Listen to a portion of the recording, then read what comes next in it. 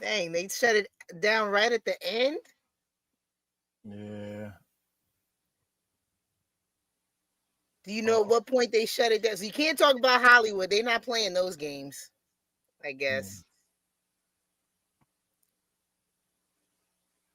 Hey. Let's see. Did Murph find his way in? Good grief. So you can't joke about Hollywood. They not playing no games no more. Don't talk about them. They blocking it all.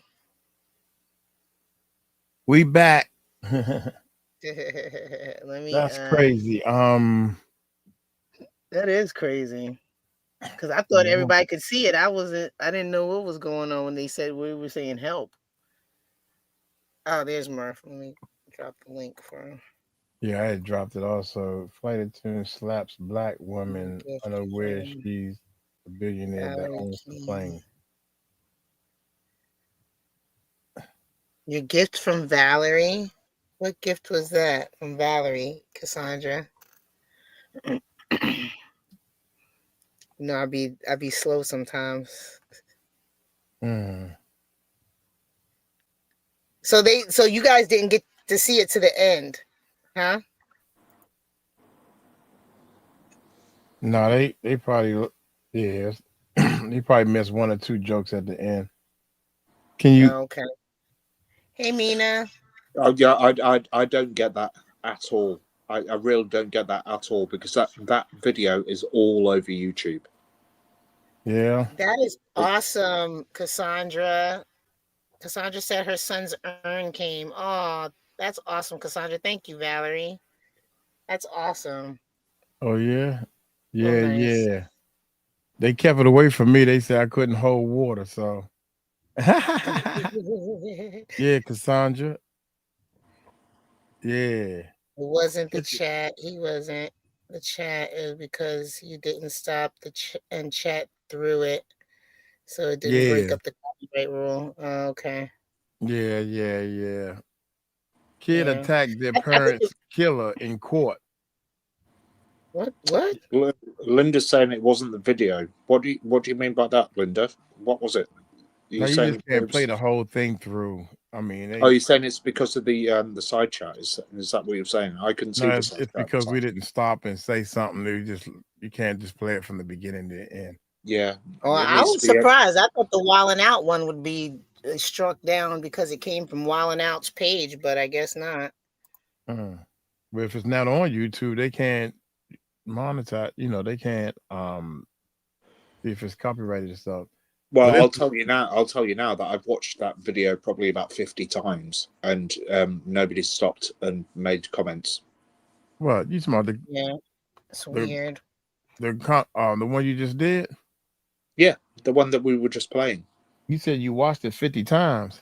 No, I'm exaggerating. I've probably watched it about 10 times. Right, but you can watch it. I mean, that's what YouTube is for you to watch it. What do you mean you watched it? No, I've watched it on other people's platforms that are playing it. Oh, okay. All right. Yeah, not just that specific video from the, Academy Awards or whatever it was, Golden Globes, I think it was. Parents attack their parents' killers in court. Y'all want to check this out? I guess so. Let's go.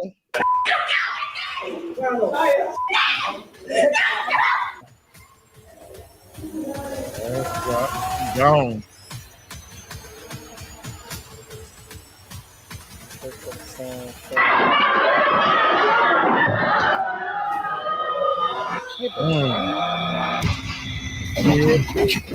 That's why I don't need to be in no courtroom, because that would be me. I would catch a kid, take me to jail after I kick his tail.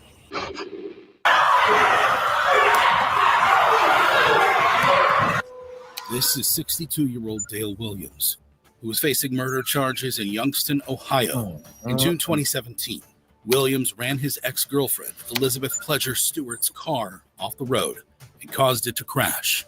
Williams then shot and killed the 46-year-old mother of two. After his arrest, Williams pleaded guilty to aggravated murder and weapons charges, facing the possibility of life in prison.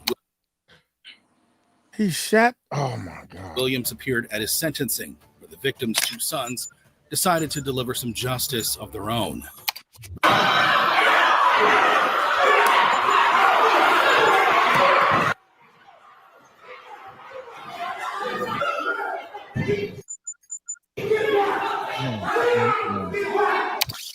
30-year-old Anthony Dees jumped across the table, evaded deputies, and dragged Williams down by his feet.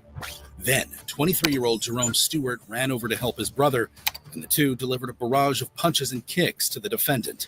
As deputies struggled to contain the brothers, one officer pulled out a taser and shot Stewart. Look at the female police. She trying to get.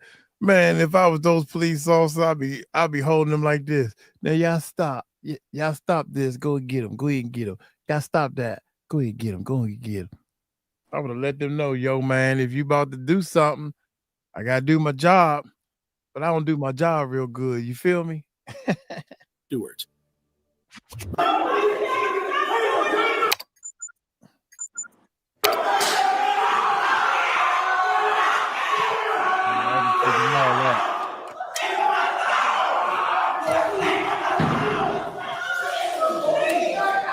Williams was then escorted from the courtroom as he wiped the blood off his face.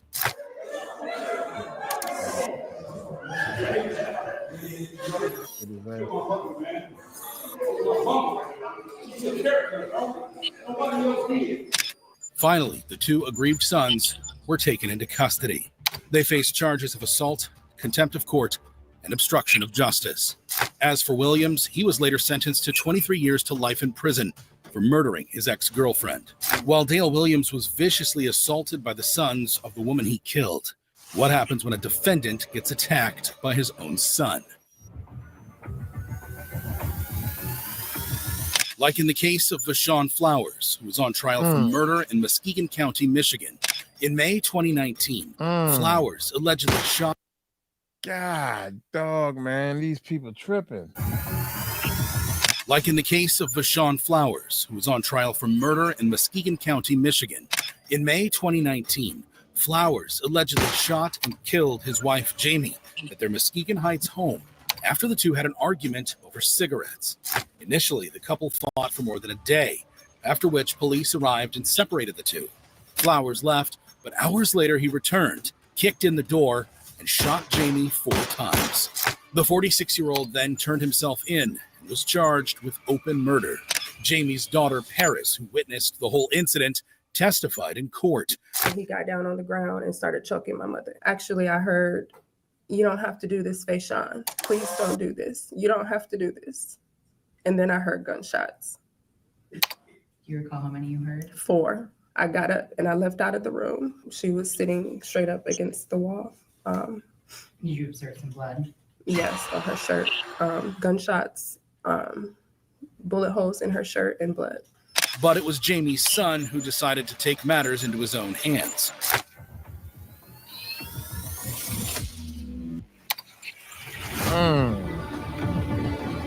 Did he get him? During a hearing, 21-year-old London Jones was seated in the gallery with the rest of his siblings. And suddenly, he leaped over the barricade and headed straight towards his mother's killer. Alert deputies were able to tackle him just in the nick of time. He ain't getting nowhere near the dude.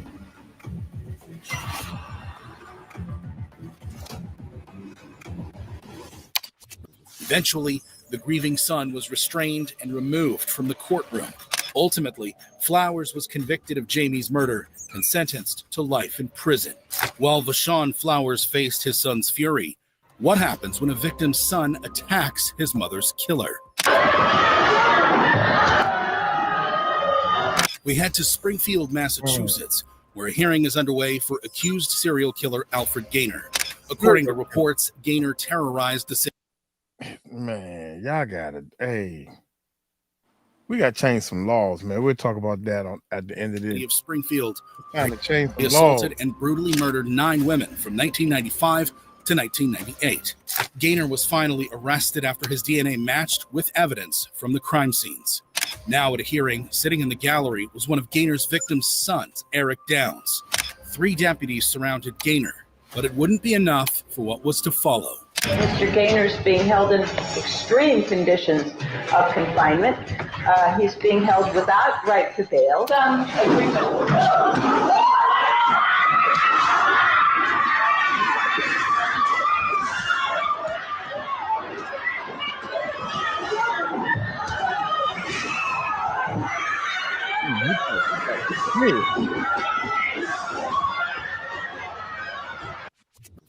Without warning, Downs jumped over the barricade and launched into the defendant. Gaynor's sister tried to hold back Downs, but not before the grieving son delivered one final blow.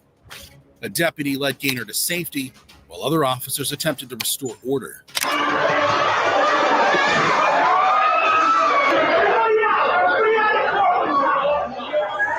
Downs was later charged with assault and contempt of court. As for Gaynor, he eventually pleaded guilty to all the murders and was sentenced to 8 consecutive life terms. If one brother can cause so much damage in court, then how does it compare to 2 brothers attacking a defendant? Like in the case of 24-year-old Jason Howard, who was facing multiple murder charges in Warren, Ohio. In 2006, I think we need more of that. You want to mess up something, and you killed the people. Golly. You couldn't hear me over here saying, the chair, use the chair. Use the chair. Like There should be 3 levels, dude. You was a serial killer. You killed all these people, then we got to send you to jail and take care of you for the rest of your life. Nah, dog. It don't work like that. Not in my world. Howard was arrested after he allegedly shot and killed his ex-girlfriend, 27-year-old Jamila West, at her home in Columbus before shooting and suffocating her 3 children to death. Now, at a pretrial hearing, things are about to go out of control. What does Ohio got going on? They seem to be very violent up there. What is going on with Ohio? Well, at her home. Let's not forget about the fact that within 2 days there was 11 children gone missing. Exactly. Like Ohio needs to be investigated. Before shooting and suffocating her 3 children to death. Now, at a pretrial hearing, things are about to go out of control.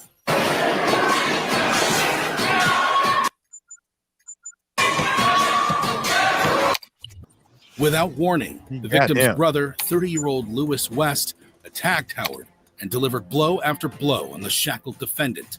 Sergeant Phil Eckenrode was the only one standing between his prisoner and the distraught brother.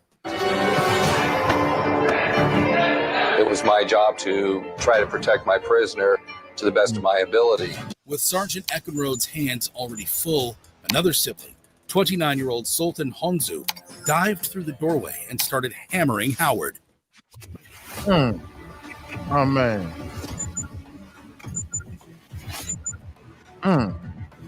Get it, man. Get him. Get him. All of y'all. The situation was threatening to go out of hand, but thankfully, Sergeant Eckenrode gained control of the courtroom, and the brothers were arrested. They were later charged with assault. Howard was not seriously injured, barring a few scratches. His murder charges were later dropped based on a lack of evidence. While 2 brothers delivered their own version of courtroom justice, what happens when a distraught teenager lunges at the defendant?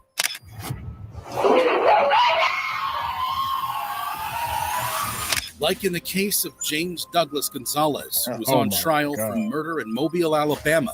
Back in 1992, Gonzalez arrived at a party where he reportedly shot and killed 18-year-old Matthew Hall. Oh, my gracious, man. After the 2 got into an altercation, Gonzalez later claimed he shot Matthew in self-defense. During trial, the victim's father, Matthew Hall Sr., and younger brother, Kevin, waited anxiously in the gallery for the jury to return with their verdict. Eventually, the jury returned and found Gonzalez guilty of a lesser misdemeanor charge of criminally negligent homicide. Feeling robbed of justice, Kevin Hall decided to take matters into his own hands.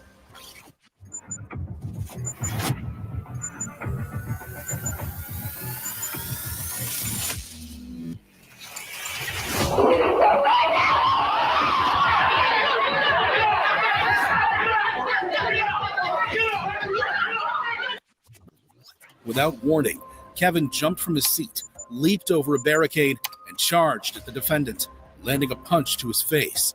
His father, Hall Sr., soon joins the melee.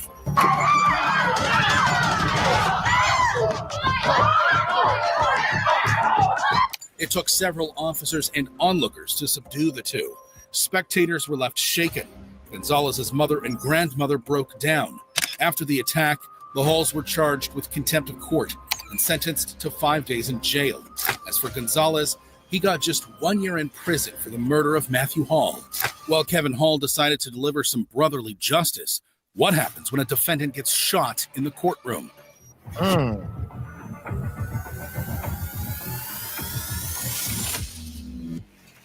We head south of the border to São José de Belmonte, Brazil. Oh, man, this is in Brazil? Remind me not to go there. Dang. For the murder trial of 38-year-old Francisco Cledivaldo Mariano de Moura. According to reports, in 2012, de Moura shot Francisco Alves at his home in Lagoa Alexandre after the two got into an argument over a donkey. Now, a jury session was underway with the victim's 27-year-old son, Cristiano Alves Tirto, sitting at the back, while the defendant sat in front of the courtroom. As Tirto stood up, he was about to put his sinister plan into motion.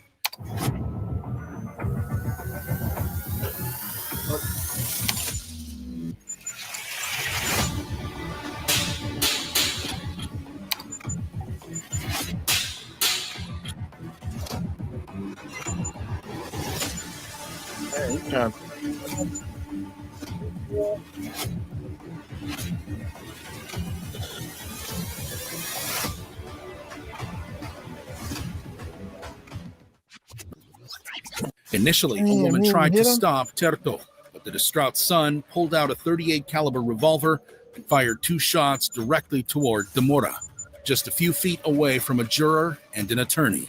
The rest of the courtroom descended into chaos as the vengeful Tirto unleashed another volley of shots at the defendant from point-blank range. De Moura ran for his life, desperately trying to seek cover from the hail of bullets. After emptying his 6-shooter, Tirto furiously bashed de Moura with the butt of his gun. The gun-wielding son then fled the courtroom. He was arrested the following day and charged with attempted murder. Miraculously, de Moura managed to stand up behind the judge's desk before slumping to the ground. He was rushed to a local hospital and made a full recovery. While a grieving son almost managed to kill his father's murderer, what happens when a defendant gets chased by the victim's family?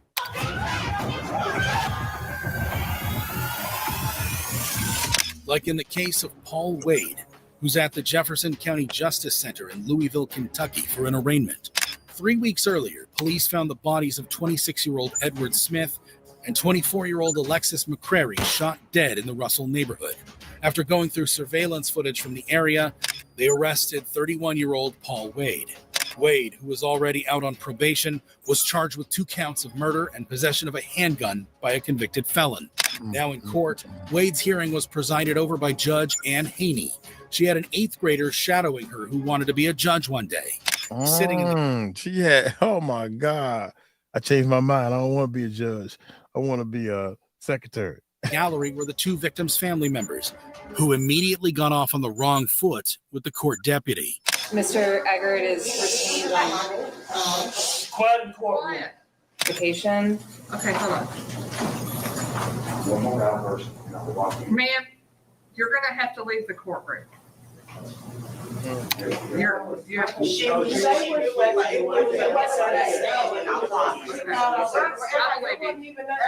all family. Okay, y'all got to not talk. Okay. No talking in the courtroom. Yes, ma'am. That's all. Go ahead. After a short disruption, the hearing went underway. So hold on. I've got someone who doesn't have a lawyer. Yes. Since Wade's attorney was not present, Judge Haney rescheduled for a later date. Do you want an opportunity to hire Mr. Eggert? Yes, ma'am. You do. Yes, ma'am. You think it's realistic that will happen? Yes, ma'am. Then I will give you to November 1st. As Wade was being removed from the courtroom, he uttered an expletive towards those sitting in the gallery. Okay. Thank you, Your Honor. I have nothing. Suddenly, chaos erupted.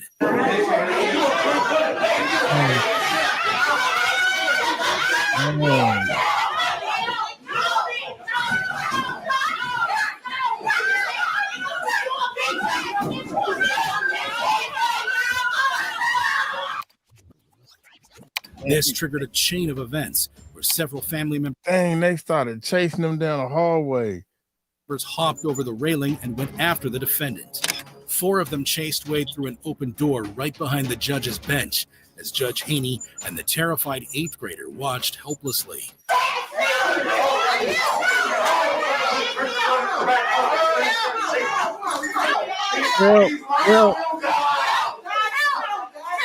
The judge then hit the panic button and yelled for help.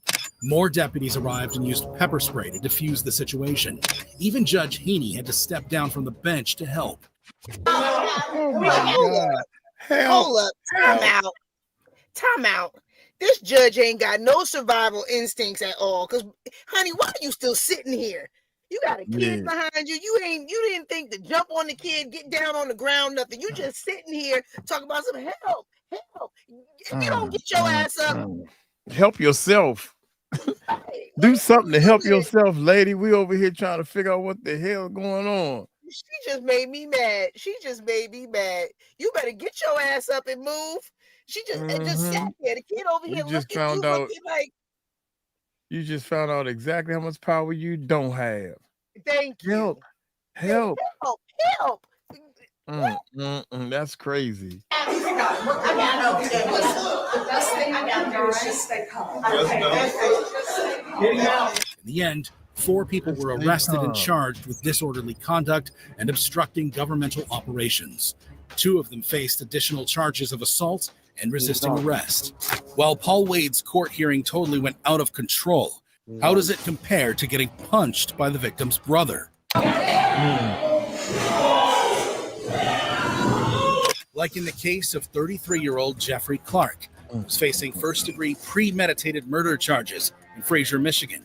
On July 4th, 2022, Clark shot and killed 28-year-old 𝗟𝗓𝗄 Robertson in execution style after chasing him down an apartment complex parking lot. This was an execution. Just wasn't a murder, an execution. The man was pleading for his life. A doorbell camera captured the moment Robertson was shot. As the victim runs for his life, he's now in the city of Fraser. Clark was arrested after an ankle monitor he was wearing placed him at the crime scene. Your Honor, at the time, the defendant had a tether on his ankle. We do have the tether records that place him at that location at that time. At his trial, Clark's girlfriend testified that the defendant threatened her after the shooting. He proceeded to tell me that he would kill me if I told on him. He told me exactly what he did to Mr. Robertson.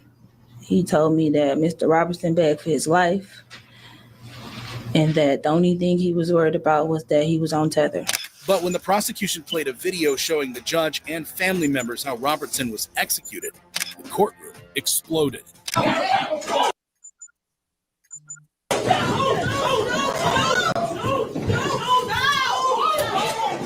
He trying to fight. This boy got on cuffs and everything, but he's still trying to rumble. He don't care. He going to jail anyway. What the hell he doing?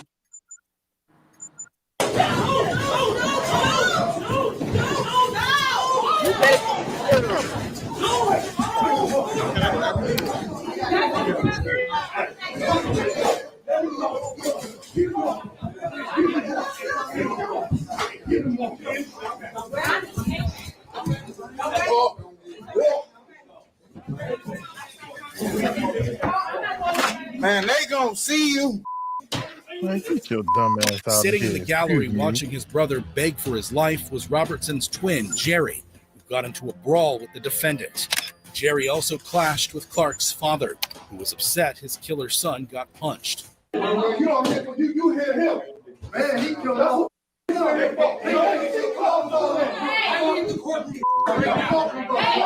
Put him in there with myself. Go ahead. Put him in there. But that old man, knock it off. Wait a minute. Hold up. That's the dude that the killer. That's his father. I think so. That's what I was trying to make sense in my mind. I was like, the killer's son got punched. Yeah, wait a minute.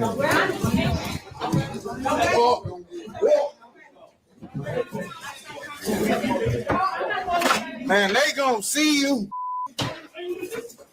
Sitting in the gallery watching his brother beg for his life was Robertson's twin, Jerry, who got into a brawl with the defendant. Jerry also clashed with Clark's father, who was Clark's father. That's Clark is the guy that shot the dude, right? sitting in the gallery watching his brother beg for his life was Robertson's twin, Jerry, who got into a brawl with the defendant. Jerry also clashed with Clark's father, who was upset his killer son got punched. You hit him. Clark's father. You hit him. Man, He killed my. Oh, killed my son. Go ahead.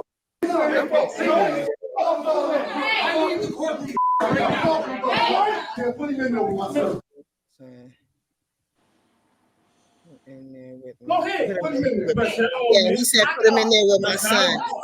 Wait, so I think that That's the killer's father. Right, but he killed my son also. In other words, that dude killed him executional style because his twin brother killed somebody else, huh?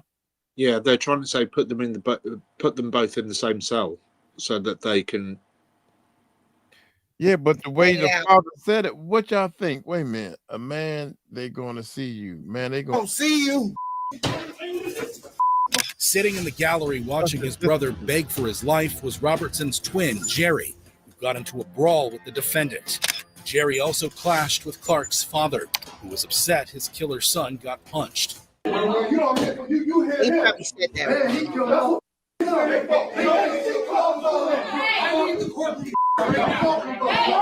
Put him in there with my son. Go ahead. Put him in there. Vashon, man. Knock it off. Vashon.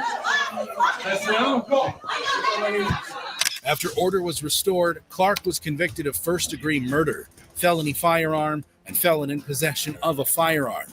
He was sentenced to life in prison with no hope for parole. While Jeffrey Clark was attacked by his victim's twin brother, what happens when a victim's brother charges at the defendant? I thought the father said that, yeah, your brother killed my son.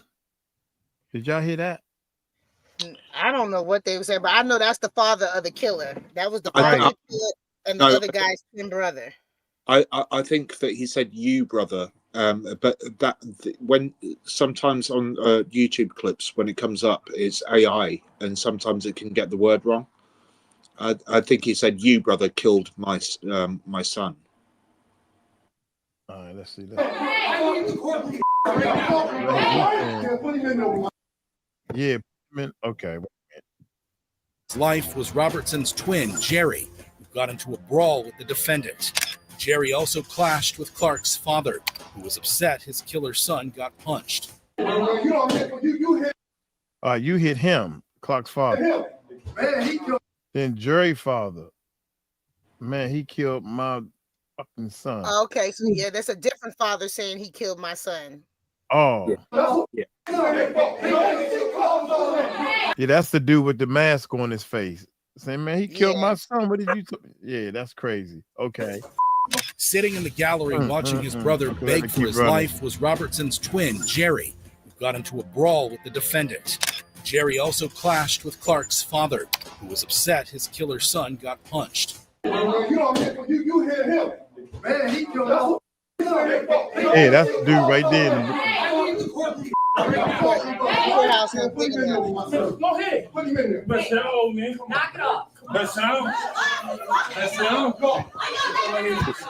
So the first father is 100% wrong all over the place.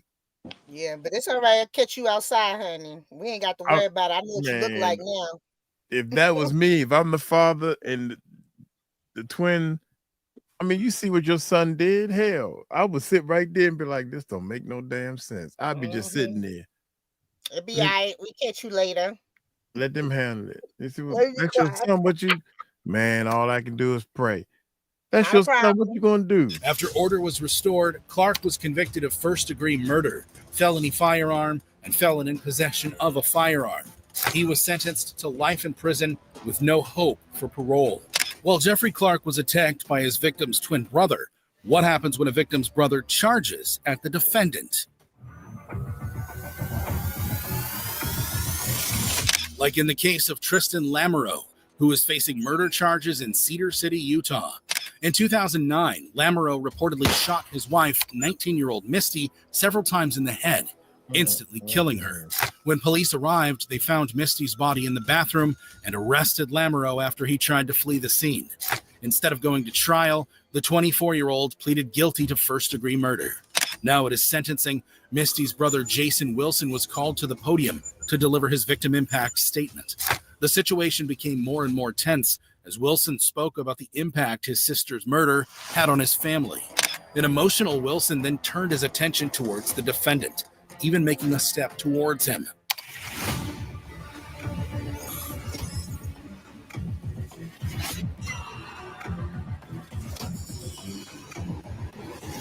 The court bailiffs cautiously stepped in after sensing Wilson becoming increasingly overcome with emotion. But the grieving brother had other ideas.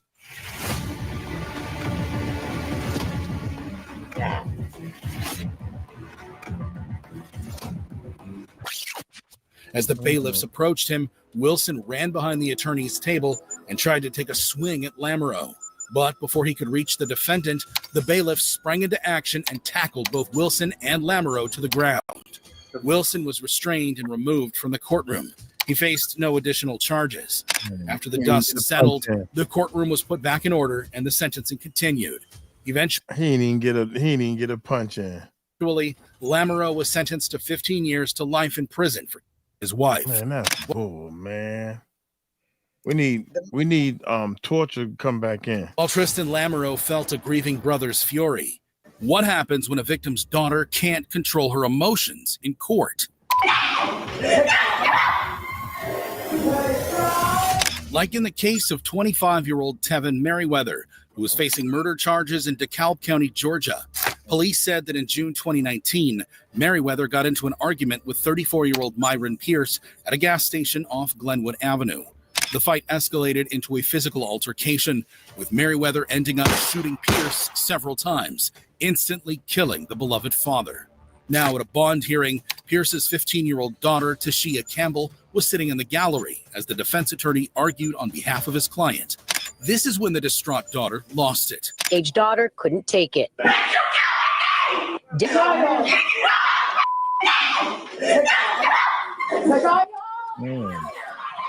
You see there, deputies had to remove her from the courtroom. Channel 2's Taisha for. Overwhelmed with grief, Campbell lashed out at Merryweather before charging towards the defendant. Thankfully, deputies grabbed Campbell in the nick of time and removed her from the courtroom. After order was restored, the judge denied bond and sent Merryweather back to prison. Look at this mess, dude. All day long. Oh, this dangerous gang leader reacts to life sentence.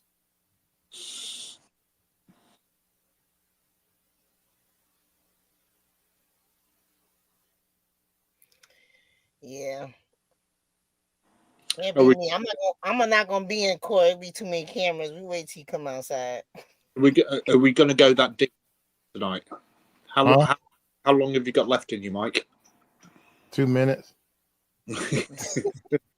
You know Mike almost done. You already know he finished. Stop. I'm sorry for what happened here, but Just stop. you life in prison. I made my ruling. I'm not just some gangbanger that she tried to betray me as. It was so very hard for me to tell a 5-year-old his dad would never come home. I don't regret that. The only thing that regret is that he's killed too. I wish I killed more of those mother.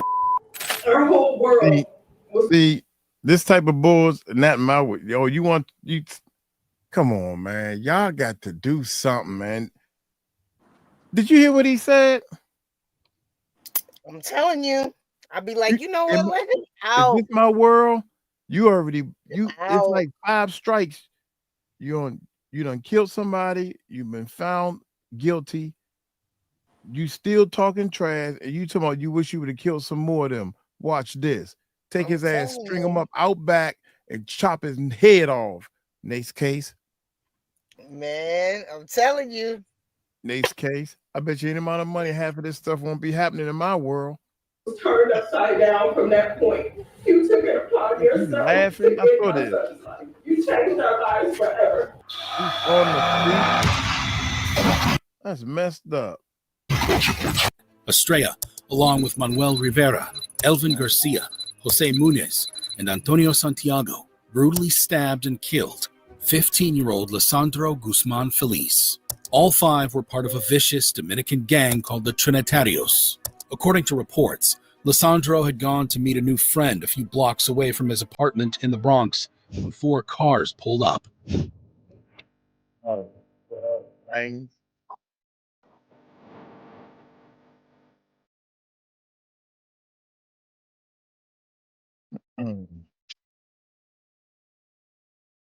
That's great.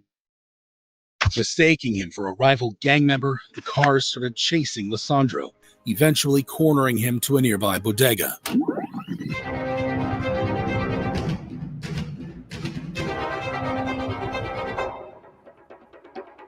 CCTV footage from inside the shop shows a desperate Lesandro seeking refuge and trying to hide behind a counter.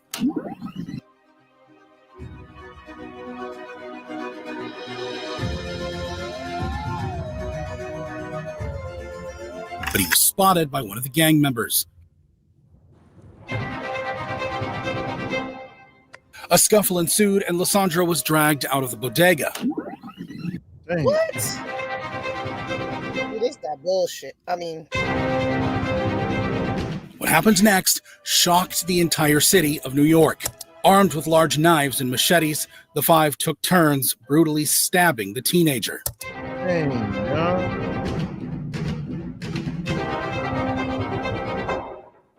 Then fled away in getaway cars.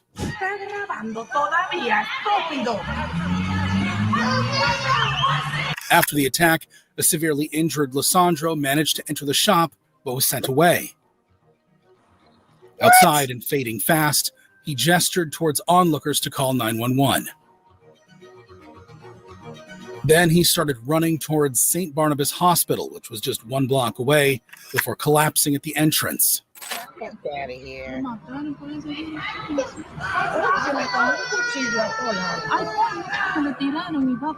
Passers-by desperately tried to save Lesandro. However, 2 police officers just stood by watching the scene.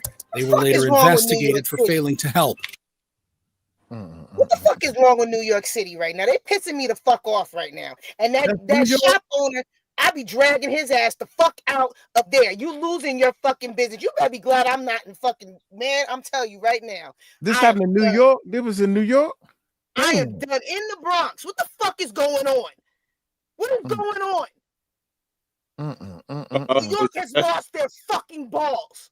Yeah, Steph's losing her shit, man. Yeah, because the police is sitting there, ain't doing nothing. Yeah, exactly. Police, this dude is bleeding to death. He bleeding and you kick him out your fucking store. You better be glad that wasn't nobody in my damn family. Please, Lord, because I'm going back over there. Why the fuck you kick my family member out? They bleeding. Yep. You out of your fucking mind? I'll be going over there with a bat. Before collapsing at the entrance.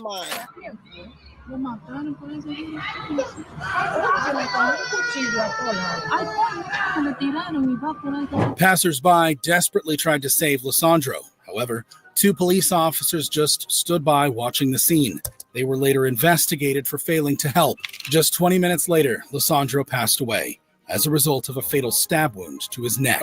Police soon got hold of the CCTV footage and arrested the 5 suspects, charging them with first-degree murder. Police have arrested the 5 suspects accused in the murder of this teenager in the Bronx. At their trial, a 6th member of the Trinitarios gang, Tevin Alvarez, testified against the 5 murderers. Tevin Alvarez's arrest, he's testifying in court against 5 of his fellow alleged Trinitarios gang members. Alvarez, who had helped drag Lesandro out of the bodega, identified the suspects in exchange for lesser time served for conspiracy charges. Eventually, the jury convicted the 5 gang members for the brutal murder of Lesandro Guzman Feliz. At their sentencing, the killers showed no signs of remorse. Instead, they waved gang signs and shouted gang slogans. And that's when you take them out back. Take them out back. I'm telling you, man, it needs to be a stronger punishment. They in the right place. They little young asses in the right place. They in the right place for that bullshit. You ain't gonna be throwing no fucking gang signs when you get inside. Trust me, you ain't gonna be throwing them gang signs when you get inside. Fresh meat. 𝗗𝗢𝗡𝗅𝗦, who delivered the fatal blow, was sentenced to life without parole.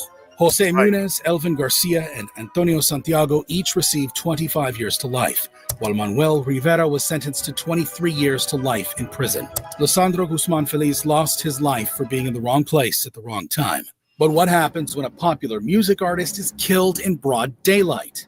Like in the case of 𝗗𝗢𝗡𝗅𝗢𝗡, a rapper popularly known as 𝗕𝗟𝗡𝗡𝗡, who was killed during a robbery in Florida on June. I never heard of this guy. June 18th, 2018, 20-year-old 𝗟𝗡𝗡 was out shopping for a motorcycle with his step-uncle Leonard Kerr.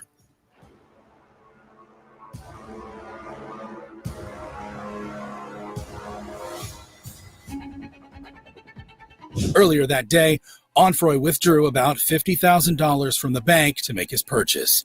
The young rapper was unaware he was being stalked by 4 men: Michael Boatwright, Trayvon Newsome, Dedrick Williams, and Robert Allen. Williams and Allen even followed 𝗟𝗡𝗡 into a dealership to confirm that it was indeed the rapper.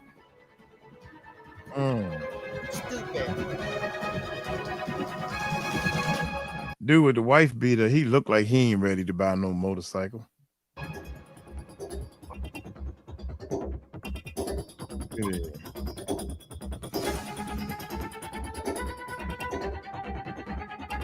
Then, as he left the shop, 𝗟𝗡𝗡's car was intercepted by a black SUV.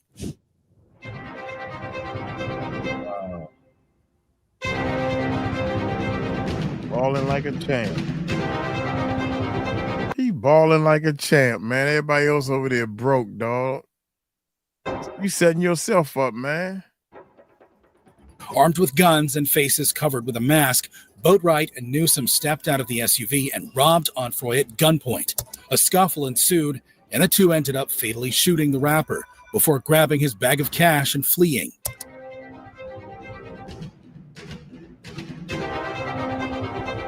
A passerby filmed the immediate aftermath of the attack and called 911.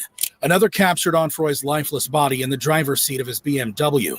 The tragic incident left the hip-hop industry in shock, with popular artists like Diplo and J. Cole paying tribute to the teenage sensation. Shortly afterwards, the 4 were arrested and charged with first-degree murder and armed robbery. You are charged with 1 count of murder in the first degree. However, Robert Allen took a plea deal in exchange for his testimony in the trial of the other 3, which began with the prosecution claiming that 𝗟𝗡𝗡's murder was pre-planned and efficient. 3561. So ask yourselves, that's more than enough time to formulate the premeditated intent and the design to kill someone and the killing. Boatwright's lawyer suggested that Robert Allen, who was yet to testify against the 3, would lie in court. Robert Allen is the only person that you will hear from that puts Michael Boatwright at Riva Motorsports on June 18th, 2018. But let me be very clear. If Robert Allen testifies in this case, he will lie. Then, Williams' lawyer incredibly threw accusations at popular hip-hop artist Drake, arguing that the Grammy Award-winning rapper was to be blamed for 𝗟𝗡𝗡's death. Before X died, he said, if anybody kills me, it's Drake. And do you think that for one moment, here today, days after the event, he's killed by 2 masked men, right? He came out on social media and said, guys, before he dies, if anybody kills me, it's Drake. Do you think in that time span that they went and they addressed him, they talked to him? No. Do you think sitting here today, years later, any detective has ever asked, Drake or anybody like that. No. He also accused Robert Allen of getting paid by Drake. How much money in 2018 did you receive from either Drake or one of Drake's associates? I never met him. You never met Drake? No. Do you know who he is, though, right? Yes. Okay. Finally, Newsom's lawyer appeared last, stating that He's no not physical answering the evidence. question. Yeah, You didn't have to meet him to get paid by him. Exactly. You're right. Come on, don't play with me. Don't play semantics with me. Yeah. But you know, Drake has this lawsuit now, so let's see if this situation creeps itself back up in it. That'll be Linked interesting. his client to the crime. The evidence will not show that any firearm was ever recovered that could be matched or linked to 𝗕𝗟𝗡𝗞. The evidence will show no DNA whatsoever found on the body of Mr. Onfroy or on that car. However, he was wrong. The prosecution presented a boatload of evidence in court, including CCTV footage from the crime scene. But it was 3 pieces of damning evidence that settled the case. First was the testimony of Onfroy's step-uncle, Leonard 𝗑𝗏, who fled the scene of the shooting. He described what actually happened that day. All the guys, I tell you, all the guys went around to Jassay's side. The shot one now come around to the door that I was, my door that I opened, and he go inside the car. And then I heard something like, "Hi, hi." How much time I don't know, but I heard something like it's going. Yeah, because you ran. I guess it's a step uncle, so that ain't real blood, but you ran. Golly. Also reenacted the moment Onfroy was shot. Huh? I'll just go ahead. I'm gonna leave it. I'm just gonna leave Come out it. the effing car, and he was like with a gun. You don't come out the effing car. The shorter one was at Jassay's side. The second crucial piece of evidence was pictures and videos captured the day of the shooting, showing the defendants posing and dancing with stolen money. It shows Williams fanning $100 bills and surrounded by money. And this video taken at 12:35 a.m. This time Williams appears to be in a car, also fanning $100 bills, smiling and singing. And finally, the testimony of Robert Allen ultimately sealed the deal. I see you grabbing the bag, shots are fired. Who shoots the shots that are fired? Michael Boatwright, And who does he shoot? Triple X. Where does he shoot him from? What side of the car? Driving. Allen claimed that Newsom grabbed the bag of money, Boatwright shot Onfroy, and Williams was the getaway driver as he sat in the car. Unsurprisingly, the trio were convicted of all charges and sentenced to life in prison without parole. Michael Boatwright received an additional life sentence plus 30 years, as he was the one who pulled the trigger on Onfroy. As for Robert Allen, his plea deal meant a reduced sentence of 7 years in prison plus 20 years probation for second-degree murder, while 𝗕𝗟𝗡𝗏's promising life was cut short for a few $1,000s. But what happens when an attempted robbery goes horribly wrong? Like in the case of Michael Thomas, who's facing homicide charges in Wisconsin. Don't do that! What you mean, don't do that? You, Did he take a pill? Huh? Did he take a pill? Did he pick? No, What did he do?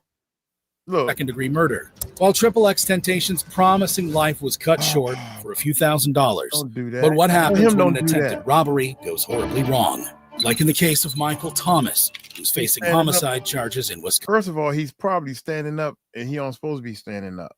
But we're gonna see. He's fighting already. Reports suggest that in 2011, 16-year-old Thomas was driving around in a stolen minivan with Malik Merchant and Jimmy Scales when they stopped at West Lisbon Avenue and attempted to rob Sharon Staples. Thomas allegedly jumped out of the car and threatened Sharon to give up her purse. But when the 34-year-old resisted, Thomas fatally shot her. Sharon was 12 weeks pregnant at the time. Thomas was arrested, where he pled guilty to 2 counts of first-degree reckless homicide for killing Sharon and her unborn child. At his sentencing, Thomas was initially calm and silent. Then suddenly, all hell broke loose. What's he doing? Don't do that!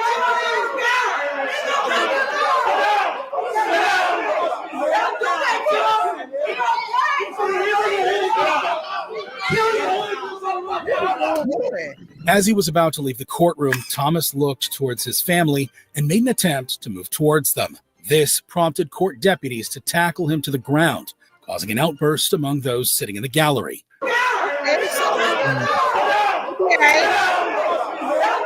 Huh? I said, so he'll be all right. They tackled him to the ground. Okay.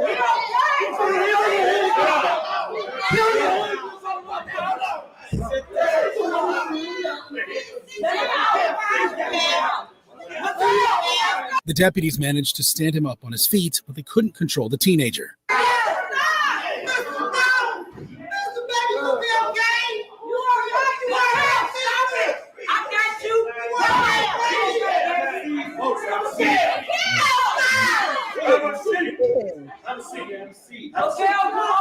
At last, Thomas was restrained and escorted out of the courtroom.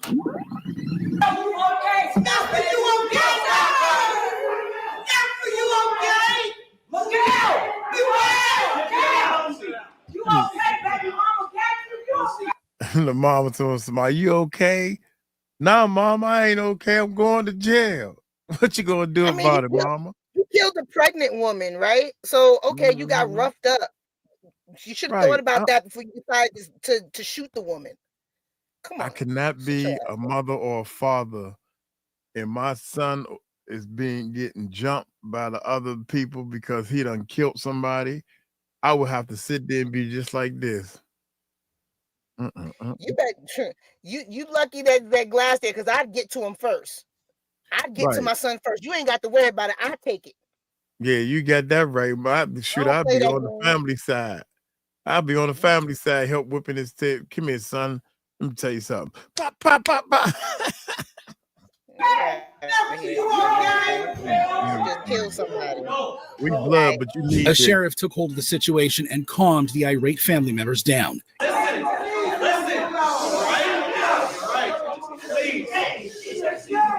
No good is going to be done by this court being disrupted. Okay? What's going to happen is we are going to allow the other people that were in this courtroom to leave. Okay? Eventually, the crowd started leaving. No. Look at that baby still asleep. A deputy asked a guy named Chuck to wait, but Chuck was having none of it. Just wait. Okay, we're going to let everybody know.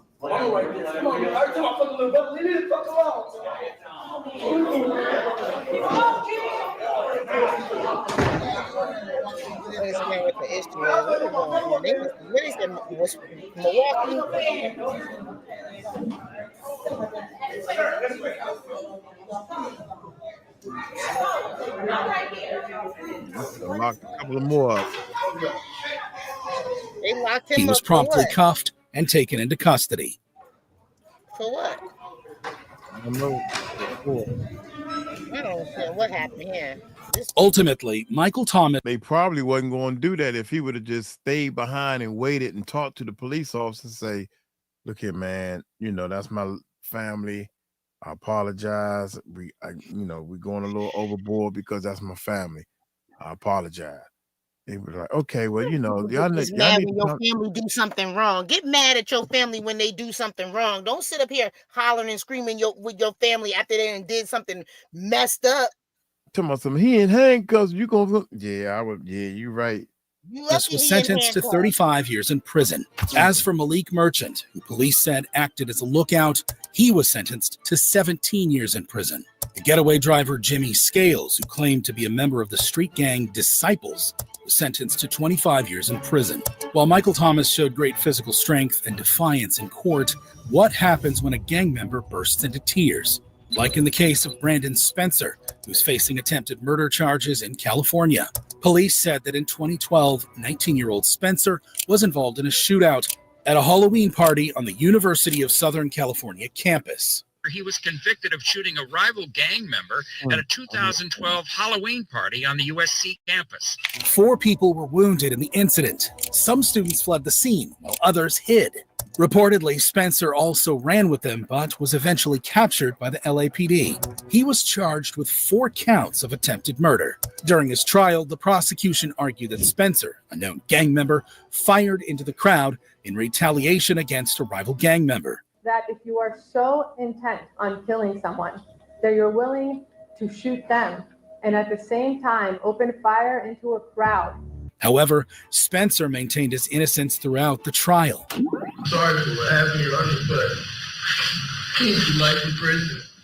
And I'm not a bad person, but I made mistakes. But I'm not just some gangbanger that you tried to portray me as. But the jury was having none of it. They found Spencer guilty of all charges. Then, at his sentencing, as the judge read out his fate, Spencer completely lost it. The minimum period of parole eligibility is 15 years plus 25 years of life in accordance with Penal Code Section 12022. He broke down and banged the table twice with his head before being held back by officers. Ultimately, Spencer was sentenced to 40 years to life in prison for the USC shootings. While Brandon Spencer had a total meltdown in court, how does it compare to a case that terrorized the whole country? Like in the case of... That's crazy, man. That... David Parga, who's on... That Bama was not only the person he's trying to kill, he's shooting in the crowd. Like, forget everybody else. I'm going to kill whoever around and him or her. Trial for murdering a student in California. In 2006, 27-year-old Leland Washington, an African-American, was reportedly asked to leave a Halloween party where most of the guests were Mexican gang members. Police said Washington came back to the party, which Pargas, a La Habra Street gang member, felt was a sign of disrespect. The gangster then walked up to the college graduate and, without provocation, shot him several times in the torso. Washington was rushed to UCI Medical Center, where he died soon after. Parga was arrested and charged with felony murder. He decided to represent himself in court and was eventually found guilty of second-degree murder. During sentencing, family members of Washington addressed their loved one's killer. His brother said Washington did not deserve to go this way. There's days that the grief is so much that I just kind of muddle through the day. You have to understand who he was. He was such a great person, and the way that he died, he did not deserve that at all. While their sister spoke about the emptiness left behind by her brother's death. Halloween weekend will never be the same for us. My brother was murdered that weekend, and it's ironic that we're here today for the sentencing for the person that murdered Leland Washington. And finally, their mother said if given a chance, Washington would have been a great friend to his killer. And I think if Mr. Parga had ever known him, he couldn't have been anything but a friend to him. He couldn't have found any other way but to make him a friend. Parga was also given a chance to speak, where he displayed remorse for his actions and apologized to the victim's family. I know there's nothing I could do to bring you guys' son back, brother back, but I am deeply sorry for what happened to him. To you specifically, I want to say sorry to what happened to your son. I know the pain you're feeling. My mom comes to see me, she cries because what's happening to me, and I could only imagine what you're going through. You lost your son. However, the judge called Parga a coward for shooting the victim for no apparent reason and ultimately sentenced him to 50 years to life in prison for the murder of Leland Washington. While David Parga was a small-time gang member at the bottom of the food chain, what happens when the leader of a biker gang gets caught? Like in the case of Joseph Lancia, who's facing attempted murder charges in Rhode Island. 30-year-old Lancia was the president of the Hells Angels biker gang in Rhode Island when he fired a gun at a truck that was driven by Richard Starnino. Starnino, once considered a prospect for joining the Hells Angels, was engaged in an ongoing dispute with Lancia. Authorities said no one was injured in the incident, but the situation could have been far worse. The bullet struck the passenger side of the vehicle. No one was injured. It should be noted that there were children in the area at that time, and there is a school across the street from the location of this shooting. Astonishingly, Starnino not only survived, but he kept on driving and finished his deliveries. After the incident, a massive raid was conducted at the Hells Angels headquarters. Anyone inside 161 Message Street. This is the state police. Come on with your hands up. Do it now. That's what I'm talking about. Some gang members were arrested and taken into custody.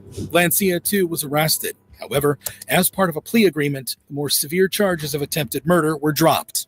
Instead, Lancia pleaded no contest to felony assault and battery. 30-year-old Joseph Lancia changed his plea from not guilty to no contest. At his sentencing, several members of Hells Angels came in full support for their president. Lancia was given a chance to speak, which he refused. Is there anything that you would like to say, sir? Nothing. However, Judge Kirsten Rogers had some words for Lancia. Should you not appear in a timely manner, and I'm talking 5 minutes late, or if there are any violations of your release. She also ordered him to stay away from the victim. There is a no contact order for the protection of Richard Starnino for the duration of 8 years. Eventually, it was time for Lancia to learn his fate. A 5-year full sentence, all of which is to be served at the ACI. Lancia was ultimately sentenced to 5 years in prison plus 10 years of probation. While Joseph Lancia's victim lived to tell his tale. What happens when drug dealers go after one of their own? Like in the case. So he got 5 years, but the other guy that shot in the crowd, nobody died, got 40 years. Okay. Nobody died in that case either?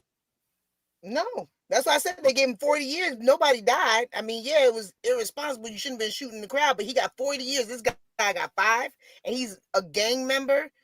No, I thought the other little boy killed somebody. Yeah, they said the other guy was too, but was he by, like, it looked like he was by himself. Were any gang members in court with him? This guy had all his followers in court with him.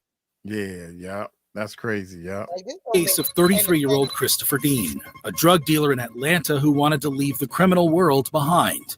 Looking to make one last drug deal before turning clean, Dean set up a deal with Xavier Gibson, was a member of the street gang Gangster Disciples. The gang had learned that Dean previously worked as a police informant and lured him to meet at Gibson's house in Sandy Creek Drive. Then, for more than an hour, they viciously beat Dan with a crowbar and a 2x4 before sodomizing him, torturing him, and ultimately executing him. The gangsters then disposed of Dean's body at the Hamilton E. Holmes MARTA station. Police just discovered that man's body in the trunk of a car. Police found the body dumped in the back of a car, along with the torture weapons. But it was back at Gibson's house where they made a shocking discovery. Police found evidence that the suspects continued living at the house, with Dean's bloodstains everywhere. 5 members of Gangster Disciples were arrested for Dean's murder. Christopher Lockett, Xavier Gibson. You mean to tell me you so trifling you didn't even clean up? Dumbasses. You didn't even clean up the god dang some Don dishwashing liquid. They think they was hard because they in a gang. And let me explain this to anybody that don't understand. If you are in a gang, you are a punk. You understand? You shouldn't need a whole bunch of people around you to do whatever stupid you need to do. If you need a whole bunch of people around you, a gang of people around you, you are a punk. Period. You right about that.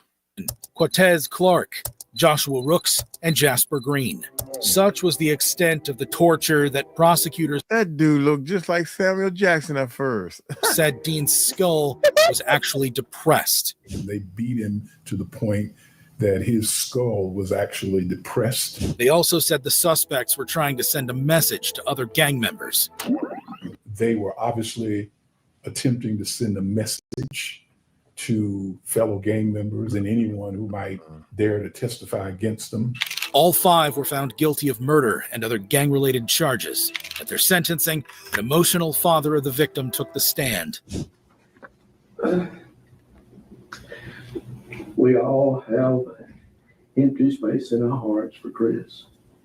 It was so very hard for me to tell a 5-year-old his dad would never come home. Ultimately, the 5 gang members were sentenced to life in prison for the murder of Christopher Dean. While Christopher Dean's killers showed no remorse, The suspect in our next case made the whole courtroom emotional. This is Tariq Jackson, who's on trial for murder in Michigan. Jackson was 16 when he allegedly pulled out a gun and opened fire after a fight broke out between two Ypsilanti gangs in 2015. The bullet hit 20-year-old Keandre Duff in the head, instantly killing him. Jackson, now 18, was facing multiple charges, including open murder. He was set to go to trial, but eventually pled guilty to second-degree murder. Things got emotional at his sentencing when the victim's mother directly addressed Jackson. Oh, my goodness. I couldn't do it, man. I'm sorry. The whole world was turned upside down from that point. She said his actions had changed her life forever. You changed our lives forever. You took it upon yourself to end my son's life. But shockingly, she forgave her son's killer and showed sympathy towards him, addressing him as a young man who had dreams. Well, he forgives you. I forgive you. I don't hate you. And then they sent me a picture of Mr. Jackson. And when I looked at him, I said, Lord Jesus, this is somebody's baby. This is a man a young man who had dreams to be more than what he became. And if anything, Father God, in the name of Jesus. She then asked for Jackson's mother and had some words of comfort for her. Is Tariq's mother in here? Mom, come here. Your son is still going to be a great man. All he has to do is give it to the Lord. Then, in a heartfelt moment, the two mothers shared a hug in the courtroom. Jackson was also given a chance to address the court, where he apologized to the victim's family. First off, I just want to say sorry to the family of the victim. I wish the situation would have played out like that. I never thought that my choices and decisions would have affected so many people. No mother deserves to bury her son, and no mother deserves to see her son change. He said he got involved in gang activities when he was young and took full responsibility for his crimes. I was 16. That's because the mama. Now, you need to be hugging that mama and smacking her upside her head. Look at mama. You need to do a better. Well, she probably did the best she could. What I know, I don't know. At the time of the incident, I was young, angry, full of pride, caught in the streets, and in the middle of gangs and all type of other stuff. And I felt like, that was the best choice for me to make. But today, I don't think that was the best choice. But I take the full responsibility for my actions and regularly face the consequences. He also warned other gang members to learn from his mistakes and change their ways. The life that we was living, being in gangs and all that other stuff, it ain't worth 16 years or death, because eventually you be put in a situation and there's severe consequences that come with that. Then he ended his statement with some words of encouragement for his family. My family, I just want to say, don't cry, this isn't a funeral. My life is far from over. They can lock my body, but they can't lock my mind. It's going to be a long tunnel I have to walk through, but I always stay focused at the light at the end. Ultimately, Jackson was sentenced to 17 to 40 years in prison for the murder of Keandre Duff. While Tariq Jackson's youthful exuberance took the life of a youngster, what happens when someone attacks a police officer out of desperation? Like in the case of Officer Bronson Kalaloa, a 10-year veteran who was killed during a traffic stop in Hawaii. In 2018, Officer Kalaloa approached a vehicle driven by Justin 𝗟𝗡𝗞𝗦, a wanted fugitive who was out on bail. 𝗟𝗡𝗞𝗦 had an outstanding warrant against him for violating bail terms. He also had 16 prior convictions, including drug and firearm offenses. During the stop, as soon as the officer approached him, 𝗟𝗡𝗞𝗦 opened fire, hitting Officer Kalaloa in the neck and leg. The 46-year-old later died in the hospital. 𝗟𝗡𝗞𝗦 escaped and went on the run, and a large manhunt ensued on the island of Hawaii. 3 days later, an SUV was stopped at a checkpoint in South Point. Police said Officer Brian Tina opened the rear hatch of the vehicle, and 𝗟𝗡𝗞𝗦, who was hiding underneath a blanket, emerged and opened fire, wounding the officer. Justin 𝗟𝗡𝗞𝗦 was in the This Bama is a shooter lad. very back and had shot him. He had concealed himself underneath the blanket, so the officer did not see him. Other police officers returned fire, and 𝗟𝗡𝗞𝗦 was killed in the shootout. There was an exchange of fire there, and 𝗟𝗟𝗡𝗞𝗦, as a result of the exchange of fire, 𝗟𝗟𝗡𝗞𝗦 was killed. 𝗟𝗟𝗡𝗞𝗦 had 3 accomplices present in the car who were helping him escape: Jorge Pagan Torres, Malia Lahala, and Crystal Ferreira. Torres, Lahala, and Ferreira remain in custody and today in court. The judge denied them bail. They were arrested and charged with accomplice to attempted murder. However, the prosecution couldn't prove those charges, and the three were later convicted of lesser misdemeanor assault offenses. Ultimately, Lahala was sentenced to 6 years in prison, while Pagan, Torres, and Ferreira each received a year of imprisonment. While Officer Bronson Kalaloa lost his life in the line of duty, what happens when a helpless elderly woman is killed? Like in the case of David Moses, who's on trial for murder in California. Moses was 17 when he and two others reportedly entered the home of Dorothy Session with the intention of robbing the 81-year-old. When Dorothy resisted, Moses mercilessly beat the old woman to death. Moses admitted to investigators in an interview that he struck the woman. Police found Dorothy's body with multiple injuries, including a broken nose, missing teeth, cuts to her mouth, and black eyes. Oh my God, how can you do that to an older person? Moses was arrested and 2 years later convicted of first-degree murder. At his sentencing, Moses showed no remorse for his actions. He laughed and yawned throughout the proceeding, finding the whole situation boring. With a chuckle, a laugh, and yawn after yawn, David Moses acted strangely at his sentencing this morning. At one point, he even dozed off in his chair.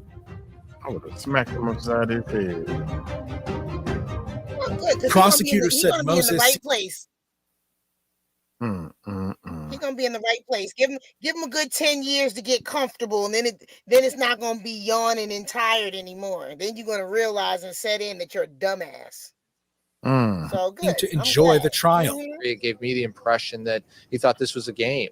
There was just no expression of remorse whatsoever for his actions. While Moses was facing a lengthy time in prison, his attorney asked the judge for hope in the form of a possibility of parole. To give him that hope for the next 25 years, that he may have an opportunity to be returned to society. But the judge was having none of it and ultimately sentenced Moses to life in prison without parole. The judge sentenced Moses to life in prison without the possibility of parole. Mr. Moses received the punishment he deserved.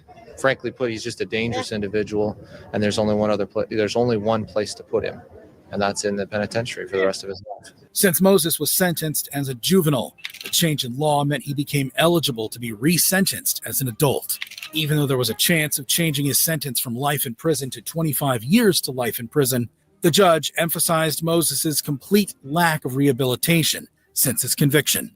Coupled that with the brutality of the attack on Dorothy Session, the judge resentenced Moses to life in prison without the possibility of parole. While David Moses was twice sentenced to life for killing a helpless old lady, what happens when a killer vows to kill more in the courtroom? Like in the case of Luis Bracamontes. You know what I'm saying? These people right here need torture and then kill them. That's what I think. Right now. Murdering two police officers in California. As per reports, on October 24th, 2014, Bracamontes went on a violent crime spree that resulted in the deaths of two sheriff's deputies in Northern California.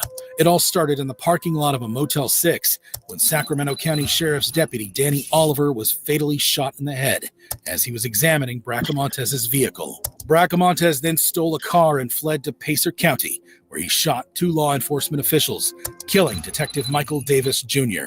Bracamontes, an undocumented immigrant, is accused of murdering Sacramento County I knew it. and then Placer County Sheriff's Detective Mike Davis Jr. during a crime spree that also included carjacking and other shooting victims in October of 2014. An extensive manhunt followed, and eventually, Bracamontes was taken into custody. Even though Bracamontes pleaded not guilty, his courtroom actions suggested otherwise. Ladies and gentlemen, please step out of the hallway. Bracamontes showed no remorse and wished he killed more, promising to do so once he broke out of prison. You don't want to allow me to do that. See, that's when you just start whipping his tail. I wish I killed more of those mother.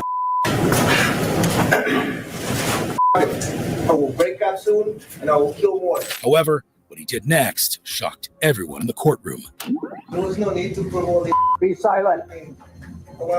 Be silent. 𝗟𝗡𝗡𝗞 gladly admitted to killing the 2 police officers. Even his own attorney didn't try to hide the fact. Mr. 𝗟𝗡𝗡𝗞 is responsible for the deaths of both Deputy Danny Oliver and Detective Mike Davis. Unsurprisingly, 𝗟𝗡𝗡𝗞 was found guilty of first-degree murder. Did unlawfully and with malice aforethought commit murder in the first degree. His reaction? A wry smile and an audible cheer.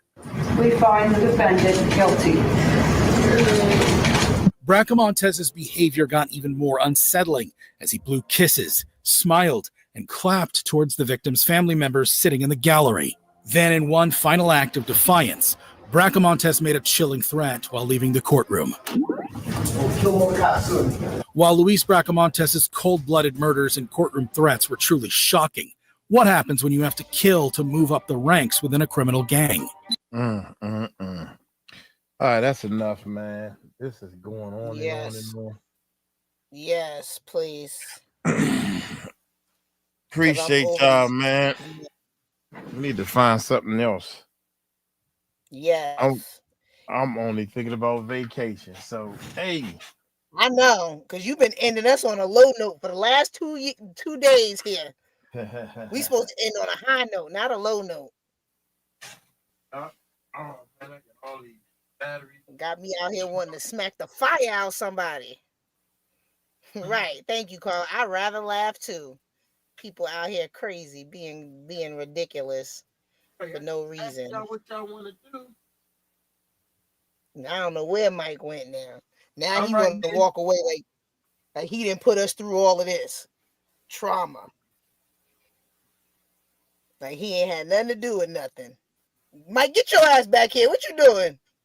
I went over there to plug up supposed to be some batteries. Hey, we're gonna get on up out of here, man. I gotta use the bathroom again anyway. Or y'all want to do something else? It's 9:30. You had to go to the bathroom now. Yeah. They wanted to do something that wasn't going to depress and make everybody mad before they go off. Like what? Thanks, Mike. Huh? I said thanks. Y'all want to do another video or just? We don't want to do no more depressing ass videos. We want to do something funny so we can end on a high note. That's what we want to do. We don't want to end on these low notes. Got us mad out here about to go just start fighting the world.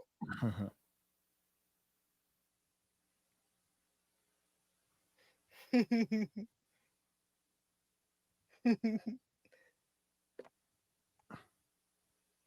think Murph said he was back. Yeah, let's get a little laugh in before we let everybody go so they can have good dreams tonight.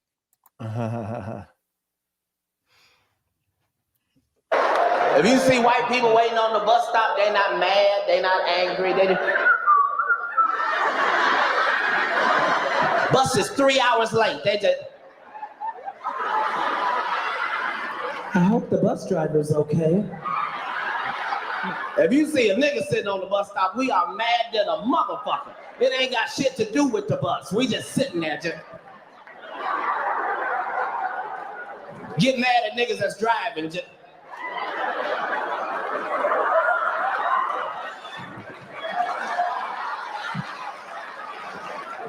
Motherfucking atheists done got out of hand. Now they want to tell us what the fuck we believe. I mean, you believe in God, so that means you don't believe in science. What the fuck is you talking about?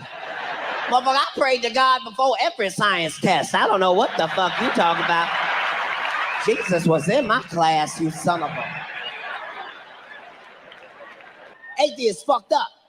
Atheists hear my whole story, hear what I believe, then he gonna tell me, nah, that don't make no fucking sense at all. Okay, well tell me your shit. His shit is that 2 motherfucking atoms just came the fuck together. Just came together out of nowhere, banged together, and made this whole perfect earth. Fuck out of here. You stupid enough to believe that fuckboy shit. After this show, go outside to the parking lot and bang on your car till it becomes a better car. You just out there. Still a Corolla, still a Corolla. What the? Just gotta make your own decisions. They tell you you should not smoke cigarettes because it will stunt your growth. And when you're a kid, they tell you drink all your milk. Eat your vegetables so that you can grow up big and strong. And I remember as a child drinking milk every day. Just bring a cow in and let me get up under him and drink some fresh milk so I can be big and strong. Broccoli, give me all the broccoli and greens and spinach. Let me show y'all some shit y'all not gonna believe. Would my mother and father please stand up in the audience right now? I'm looking around. Now look up there at my parents up at the top. My daddy 5'5" and my mama 5'3". What the fuck was I drinking milk for? Shit. I could have been eating lemon heads and baked beans all day. Y'all don't know, it ain't no fun. Cincinnati right now worried about black and white prejudice. That ain't shit compared to the prejudice of being short in American society. This is bullshit. You don't know how I had to overcome. Ain't no parades, ain't no marches, Jesse Jackson don't show up. All the shit y'all take for granted, like that little thing your mama put by the door to mark your size every year. We just had one dark ass line. My mama wrote forget about it on the top of it, just one dark. Then you grow up and be the same size. You got to be a pimp. You just can't be no regular nigga this size. I can't even go to an amusement park. Fuck Kings Island, I don't give a fuck. I'm a grown ass man. What do you mean I can't ride this goddamn ride? I'm a grown ass man. Spent $100, I gotta ride in a teacup with little kids. This is bullshit. When we get out this motherfucker, I am gonna kick your motherfucking ass.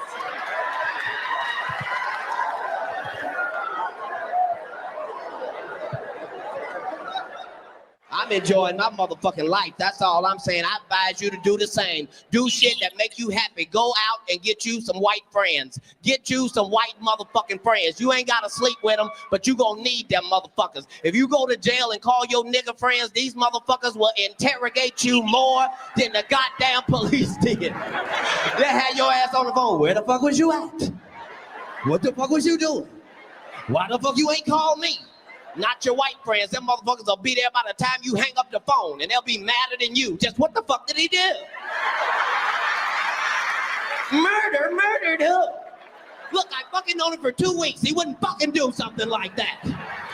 Gotta love white people. I don't give a fuck what you say. White people are friendly. You can call them motherfuckers up at 3 o'clock in the morning with the wrong number, and they won't even be mad at you. They just, hello? No, I'm sorry. No 𝗗𝗎 here. Well, what number did you dial? No, it's a 9, not a 7. We'll try it. If it doesn't work, call me back. We'll figure this thing out.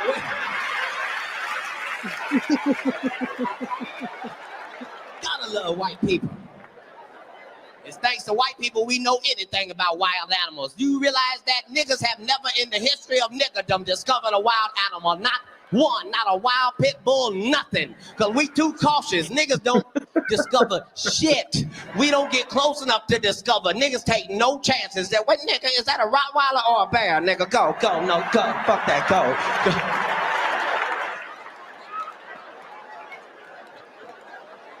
White people, though, let me say this. Y'all need some nigga friends. Get you some nigga friends. Just don't ever call them your nigga friends. Don't ever. That'll fuck the relationship up. There's my nigger friend. You guys say it all the time. What? White people, you need your nigga friends so they can tell you when shit is not appropriate. First of all, white people, please stop putting them little blue leashes on your children. Please stop doing that. That is only entertainment for niggas. That's all that is. We be excited than the motherfucker. Look at him, look at him. That's why white kids grow up and kill everybody in the goddamn school, because you done treated them like a German shepherd ever since they were 3. They be in the store like, oh, I want...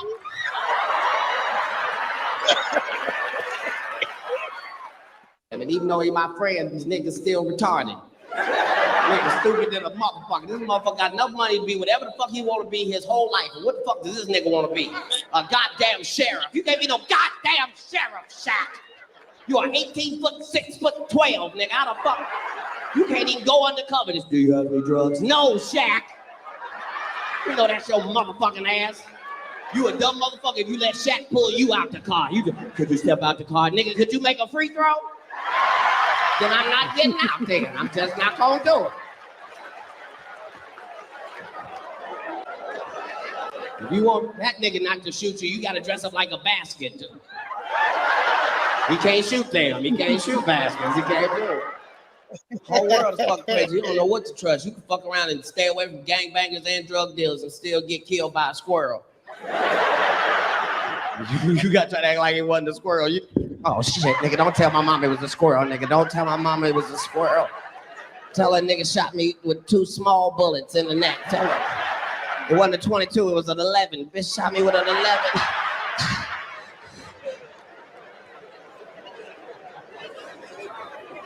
Oh, we losing a lot of gangster niggas. We lost James Brown. God damn it, give it up for the Godfather.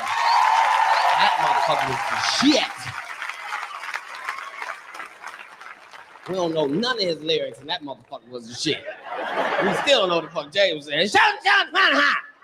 Yes, James, yes. Losing a lot of gangster niggas. We lost one of the biggest gangsters in the whole world just recently. Goddamn Crocodile Hunter is gone, children. He's gone. That motherfucker was the shit. Crocodile Hunter was the shit. He wasn't scared of shit. If you think he ain't gangster, go to your neighbor house and jump on their Rottweilers and see how that work out for you. That white boy was the shit, because he wasn't mean or nasty or nothing. He was friendly and informational.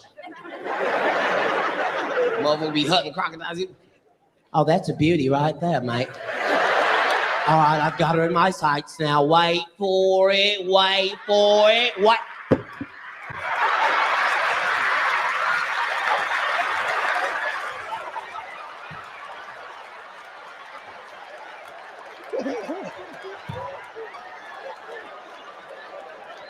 She tried to do the bloody death roll on me. Did you see her try to roll?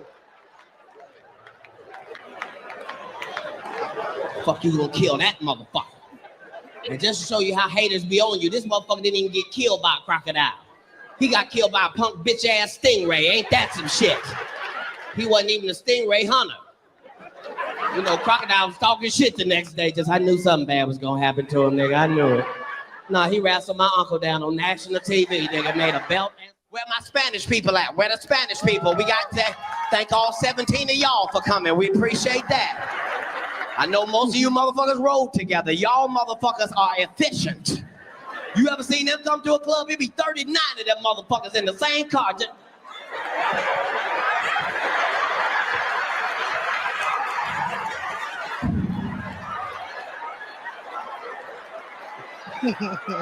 Like, bitch, that is a Ford Focus. How many motherfuckers is in there?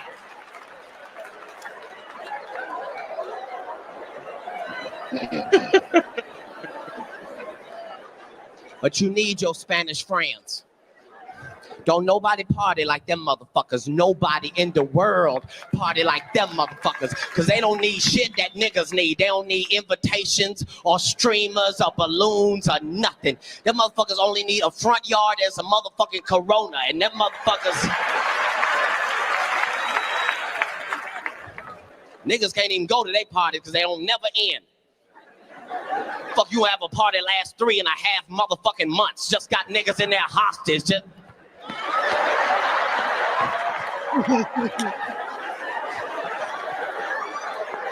I want to go home, nigga. This is... Spanish people, you got to get you some nigga friends too so they can tell you when shit is not appropriate. We are tired of going to the laundromat to see you in there. Your baby girl is all of 7 years old. This bitch has on a wedding dress and soccer shoes. Where the fuck is she going? Is she marrying bleach? This bitch.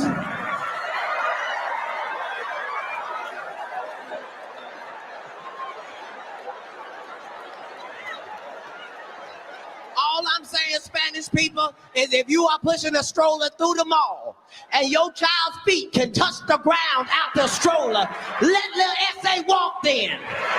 This motherfucker's 13 goddamn years old, a cigarette and a sidekick. Push it faster, S.A. It ain't that.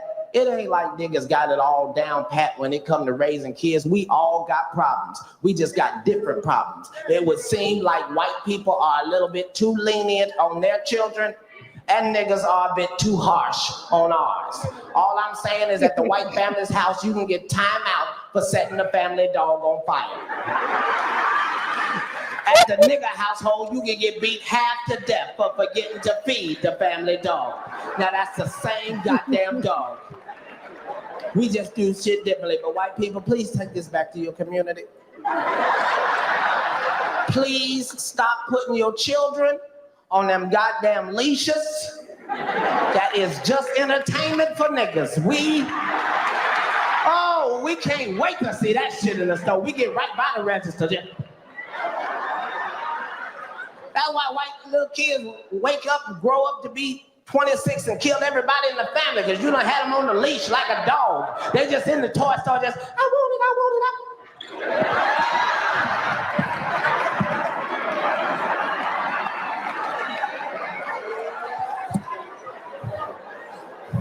it. And black people laughing like we got the shit down pat. We ain't no good neither. You got to stop beating your motherfucking kids in the goddamn grocery store. You just in the checkout line as soon as your baby touched the Skittles. You did not tell you not. Just, ma'am, that baby is a toddler. You can't beat that. As America, we too gangster. We don't care. America's too motherfucking gangster. And it don't take a whole bunch of Americans to represent America neither. There can be one white woman in a field by herself missing teeth.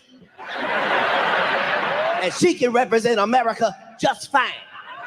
They'll be right in the field just, ma'am, a tornado just came and tore down your whole city.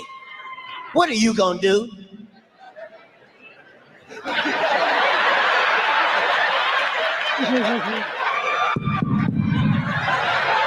We're gonna fucking rebuild. I was goddamn born here, I'm a goddamn die here. Some American shit. Fuck shit. That nigga gonna invite me to his son's 4th birthday party. I get there, me and this goddamn baby is looking at each other eye to eye and shit.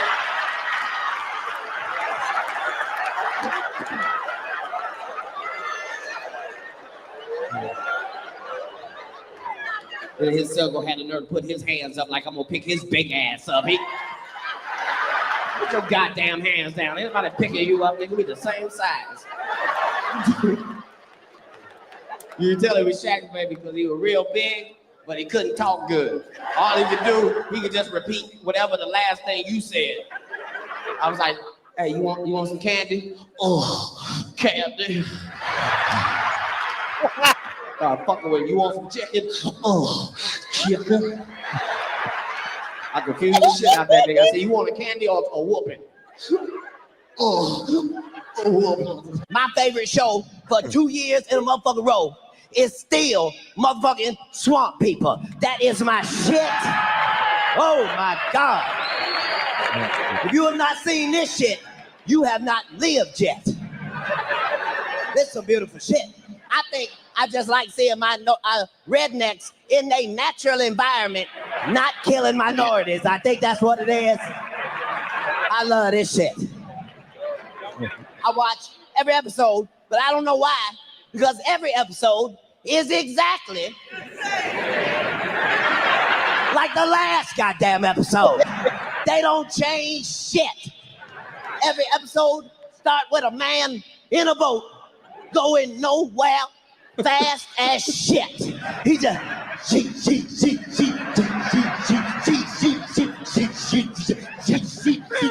I'm finding out most of the shit I thought was real ain't even real. I met DMX 9 months ago. This nigga is 2 inches taller than me. I don't know why the fuck I thought that nigga was 6'12" or something. That nigga is my size. And he really talk like that. We in a restaurant, he hell bitch. That nigga's some water and some lemon. Nigga, why are you hollering? We in a restaurant, nigga. You know that nigga wasn't shit at school, couldn't cheat at all. Just hell bitch. What's the answer? Number 7. Nigga, you need to be in a special class. What the fuck is...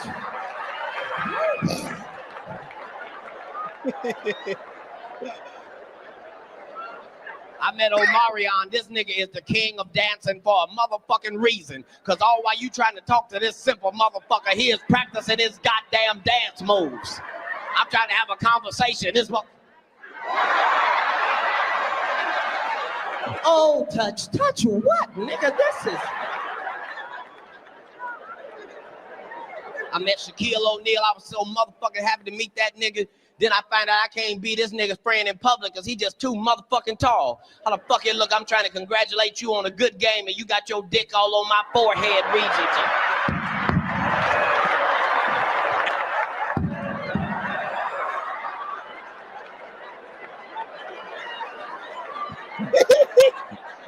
This is bullshit, nigga. Water is the only thing in the universe. You know the recipe, and you can't make none. Say it one more time, Cat, for the people in the back. Uh-huh. For anything else, if you want to make it, you just need the recipe. And as soon as you get it, you can make you some. Not this, though. God made this. And we all know the recipe. H to the 2 to the O. If you put an H and an O together by yourself, you just have a hoe. And you can lead a hoe to water, but she ain't gonna make none.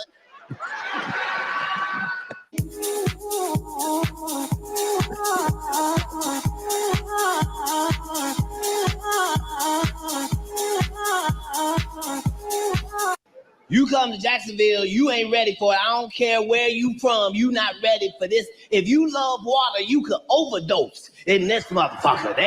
Jacksonville got water, and water. They got a creek, lakes, rivers. The river go the wrong way.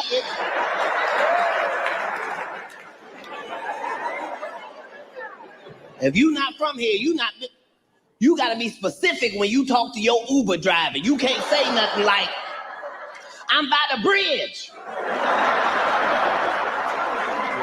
There's 1,700 bridges in this bitch. You mean the black bridge, the yellow bridge, the blue bridge that's part transformer that go up and down. They don't tell you that till you're high on the balcony. What the fuck? I think I saw the bridge move. You come to Jacksonville, you gonna see shit you don't see nowhere else. Generally, you can just go somewhere, look on the map, and pick places out. You need a tour guide in Jacksonville from Jacksonville to tell you where you can and cannot go. You don't just want to be driving around, looking around. You'll see some shit that'll scare the shit out of you as a nigga. You Confederate Park. What? What the fuck can I do about Confederate Park? Most cities got one hood.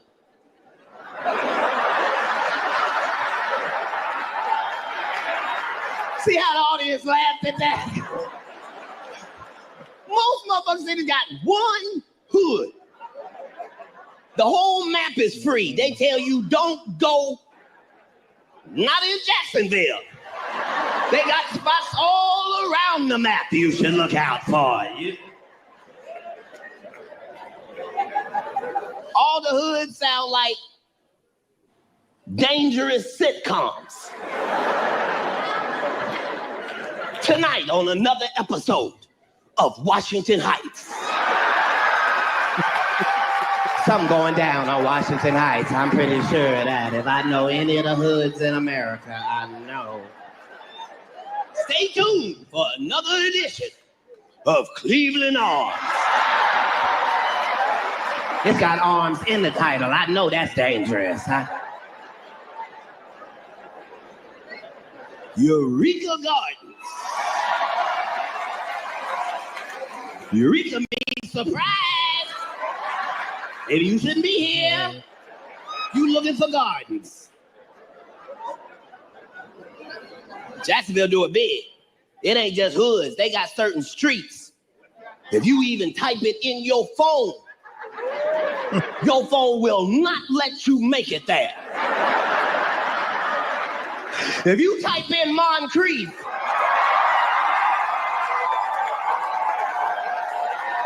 your phone say relocating. What? Jacksonville is the biggest motherfucking city out there. Every 10 blocks is another motherfucking neighborhood. If you're comfortable, don't be comfortable too long. Enjoy yourself. Most places you go, when you go to the gas station, the only thing you gotta look at is the price of the gas. Not in Jacksonville. You gotta look at some other shit than the price of gas. You had to look at all the surroundings of the gas station. You ever decided you didn't need gas as bad as you thought you did? You ever got back in your car to not get your gas? I don't need this gas.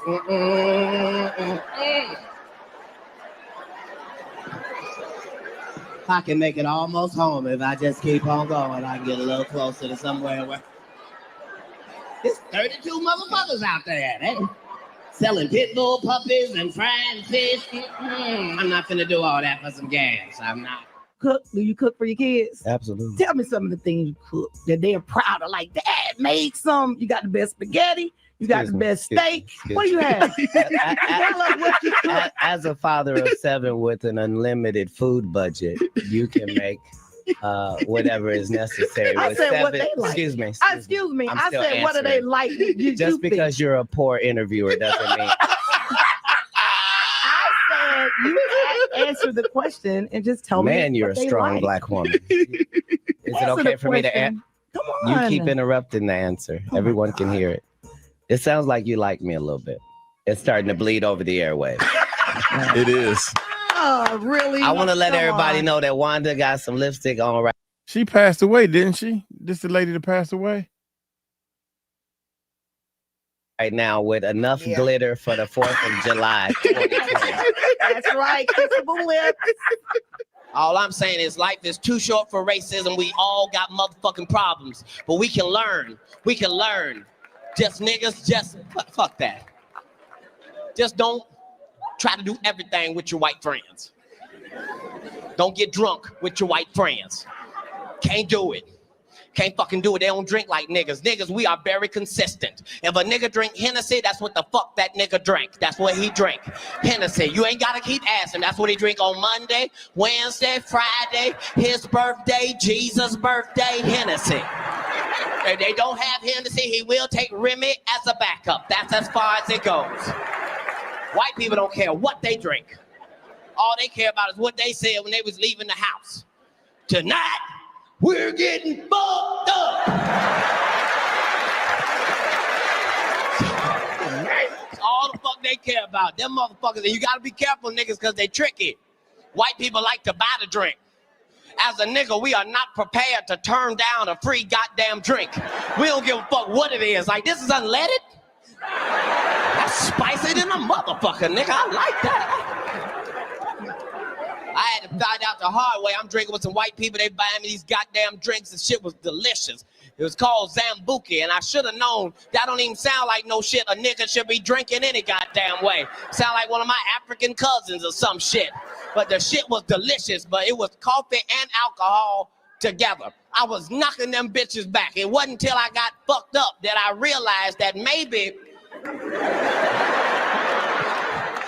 this is not the right combination of shit for a nigga to be fucked up on, because now I'm fucked up. I'm at the house, a nigga is fucked up, but I can't pass out. I'm just in the house, nigga, I am fucked up. No, I'm cool, nigga, I'm cool, nigga, I'm cool. Fuck that. Let's get the day started. Science might have made a lot of shit, but God made the chicken. You ain't gonna tell me God made the chicken. He did that for the world. That's how you know it's from God. What group of people don't fuck with chicken? God made the chicken. That bitch ain't safe nowhere. Every time a chicken's foot hit the ground, somebody wanna put that bitch in grease. In China, in France, in Europe, in Mississippi. How you know God made it? Because that bird is the most delicious bird in the whole world. And that motherfucker can't fly. Because God loves you. If chickens could fly, half the motherfuckers in here be dead right now. Just saying, live your motherfucking life. You got to get your motherfucking hustle. Understand niggas is going to hate you regardless. Get that out of your head, that fantasy world where niggas ain't hating on you. You got to be grateful. You need haters. What the fuck is you complaining about? What the fuck do you think a hater's job is? To fucking hate. So let them motherfuckers do their goddamn job. What the fuck is you complaining about? Ladies, if you got 14 women hating on you, you need to figure out how the fuck to get to 16 before the summer get here. The fuck is you mad about? Fellas, if you got 20 haters, you need 40 of them motherfuckers. What is you complaining about? If there's any haters in here right now that don't have nobody to hate on, feel free to hate on me. Sit back there and say my hair ain't luxurious when you know it is, bitch. Dipset, dipset. White people done took over now. Shit that used to be black ain't black no more. First thing white people took over was rioting. Riots used to be some black shit. We'll get so mad, we riot. Y'all are terrible at it, white people. We taught y'all better than this. Y'all had 1 million white people out there. Y'all didn't do no damage at all. Y'all out there obeying the crosswalks and passing out orange slices, walking in single file lines. Y'all can't fuck the shit up because y'all own the shit. So y'all out there fucking it up and cleaning it up at the same time. White people just out there shaking their signs hard and shit. What are you doing? You using the shake weight? I'm riding, goddammit, I'm riding. These are the truths they hiding from you. I risk my life to tell y'all these truths. I'm gonna tell you another one they'll have me crucified by the morning. Watch. All I gotta do is tell the truth. Watch this one. Wendy Williams is Bigfoot. There, I said it. It's out there. I can't take it back. The bitch is Bigfoot. Every time she go on hiatus, you see all type of sightings. So, how you doing? In the woods, that's the truth. I'm gonna tell you a statistic that's gonna blow your fucking mind. There are 0 niggas making fentanyl. Look at white people. What? Yep. You better believe it, white people. We would notice if niggas was dropping dead for nothing. I looked up fentanyl. That shit is beyond dangerous. I said, what you got to do to die? They said, touch it. And that's when I knew niggas ain't involved in this. We like to touch everything we buy. We would notice niggas dying at the purchase. His last words was, this must be it. I'm the introduction to Tiffany Haddish in the movie School Dance. The clip for School Dance has been seen more times than the movie has. That's just a fact. But the movie the girls trip movie? Yes, ma'am. The one with with 3 Of our greatest black actresses in it? You mean that one? Right. But I'm just saying Tiffany Haddish. Ma'am, you could have had that role and everything that happened would have happened unless you thought you were necessary to write the Saturday Night Live monologue. I'm a writer. I only care about what you write. I don't care about what you read. Everybody can read that can read. What did you think about the movie though? I laughed from beginning to end. I felt like I thought it was a great script when I saw it in 2004. Wow. In 2004. Wow. Yeah, I have it. I'm so happy for her though, because that's what it do. That's baby, what it do. I tear up thinking about the break that she got. And to see her do her thing. She passed 46 female black comedians that I know personally that I put on tour who have a hard time getting a chicken sandwich from Chick-fil-A after they headline 7 shows at a club for $2,500 a week. But people like real, and that's why they like what her. they like? They love real because everybody's real then. So don't trip. No, they like wherever Tiffany you Haddish at under the sound of my voice. real. Do you have a real co-worker? Right. Do you have a ratchet friend? Do you have a sister? Do you have a cousin? Do you have a nephew? Do you have a niece? Is they so ghetto? When did that become marketable? Knock it off. They like her because she want to sleep with a white man. That's why the only thing she said was, I want to give it to Brad Pitt. The only thing before that in the movie with me is I slept with this white man and I got a white baby. She had a white husband for the 14 years she been doing comedy. And then all of a sudden divorced him. Then said he abused her. Then wrote a book. Then said he didn't. And then now we're at Brad Pitt. So, hey, you can say whatever you want. She said she got a disease for JJ. Don't nobody check for that.